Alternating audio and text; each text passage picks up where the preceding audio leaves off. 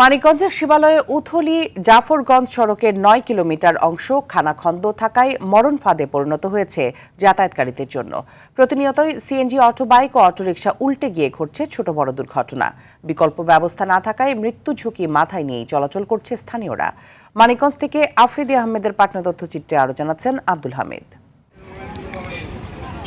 মানিকগঞ্জের শিবালয় উপজেলার উথলি বাজার থেকে জাফরগঞ্জ বাজার পর্যন্ত ৯ কিলোমিটার সড়কটি ৩ উপজেলার কয়েক লাখ মানুষের যাতায়াতের অন্যতম মাধ্যম। তবে দীর্ঘদিন সংস্কার না করায় সড়কের বিভিন্ন স্থানে সৃষ্টি হয়েছে বড় বড় গর্ত। সামান্য বৃষ্টিতেই জলাবদ্ধতায় চলাচলে তীব্র ভোগান্তি পোহাতে হচ্ছে স্থানীয়দের।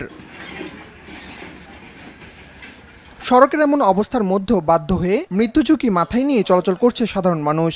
প্রতিদিন ছোট বড় দুর্ঘটনা ঘটলেও টনক নড়ছে না প্রশাসনের। রাস্তাঘাটের সমস্যা ভাই, আমরা যাতায়াত করে পারি না, ঠিক মতো জায়গায় যাই পারি না, গাড়ির সমস্যা, গাড়ি উল্টে যায়, সিজার পথে ডেলিভারি হয়ে যায়, হাসপাতালে যাইতেই পার না, কান্নাকাটি করে অনেক। গাড়ি উল্টে যায়, ৩ জন মহিলা সহকারে আমরা যাত্রী সহকারে পড়ে গেছে বাড়াইতে।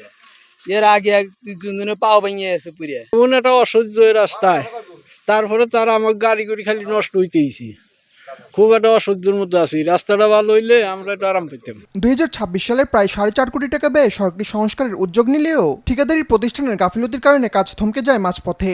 স্কিম রেডি করতেছি, আশা করি যে যদি আমরা 9 কিলোমিটার রাস্তা এই বর্ষে যদি আমরা মেরামত করে দিতে পারি, তাহলে মানুষ খুব সহজেই রাস্তা চলাচল করতে পারবে, মানুষের দুর্ভোগ লাঘব হবে। শুধু আশ্বাস নয়, ভোগান্তি নিরসন আর নিরাপদ যাতায়াত ব্যবস্থা নিশ্চিতেই সড়কটি দ্রুত সংস্কারের দাবি ভুক্তভোগীদের।